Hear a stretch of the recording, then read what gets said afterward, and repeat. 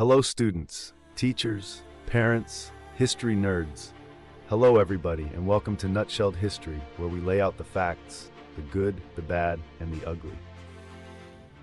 Today we're going to continue our Ancient Civilizations series by looking at the medieval Christian church.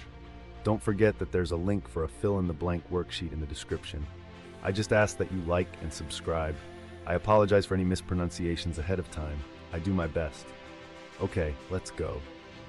During the Middle Ages, the Roman Catholic Church controlled the spiritual life of Christians in Western Europe, but was also the strongest worldly or secular force.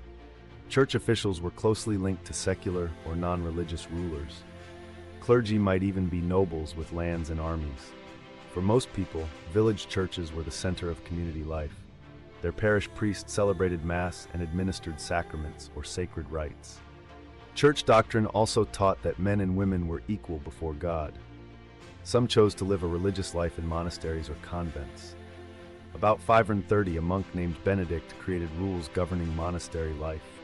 They required vows of obedience, poverty, and chastity, or purity. In time, this Benedictine rule was used by monasteries and convents across Europe. As God's representatives on earth, medieval popes eventually claimed papal supremacy, or authority over kings and emperors. The church had its own courts and body of laws, known as canon law, and issued punishments. One was excommunication, or the withholding of sacraments and Christian burial. This condemned a sinner to hell. In addition, rulers could be punished by the pope with an interdict. This barred entire towns, regions, or kingdoms from receiving sacraments and Christian burial. The church also used its authority to end warfare among nobles by declaring times of peace known as the Truce of God. However, as church wealth and power grew, so did corruption. Monks and nuns ignored their vows. Throughout the Middle Ages, there were calls for reform. In the early 900s, Abbot Berno of Cluny brought back the Benedictine rule. Over the next 200 years, monasteries and convents copied these reforms. Other reforms came from friars or monks who traveled and preached to the poor and did not live in monasteries. The first order of friars, the Franciscans, was founded by Saint Francis of Assisi.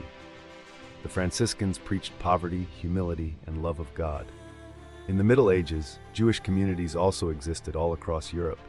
Yet by the late 1000s, anti-Semitism, prejudice against Jews, had increased. The church eventually issued orders forbidding Jews from owning land or having certain jobs.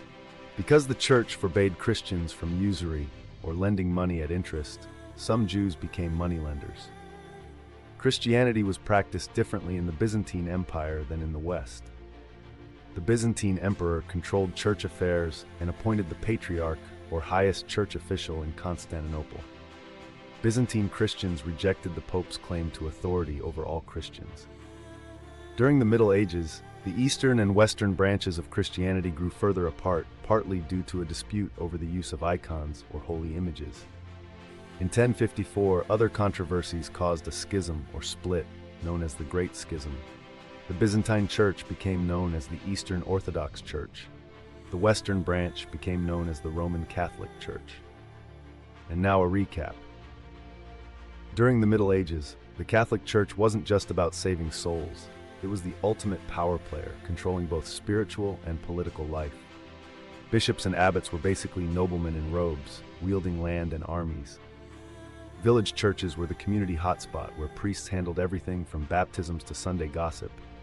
Monasteries followed Benedict's strict no-fun rulebook, while popes claimed supreme authority, excommunicating sinners and even banning entire regions from sacraments with the dreaded interdict. Meanwhile, corruption ran wild, prompting reformers like Saint Francis to bring back humility and a love for preaching. Jewish communities thrived despite rising anti-Semitism, often working as moneylenders since the church outlawed Christian usury. In the Byzantine Empire, Christianity played by different rules, with emperors calling the shots instead of the Pope. After years of bickering over icons and authority, the Great Schism of 1054 split Christianity into the Roman Catholic and Eastern Orthodox churches. Because what's history without a dramatic breakup? There you have it, folks. That is the medieval Christian church nutshelled. Thanks for stopping by Nutshelled History. Don't forget to go nuts on those like and subscribe buttons for me. That's my power play. See y'all next time on Nutshelled History.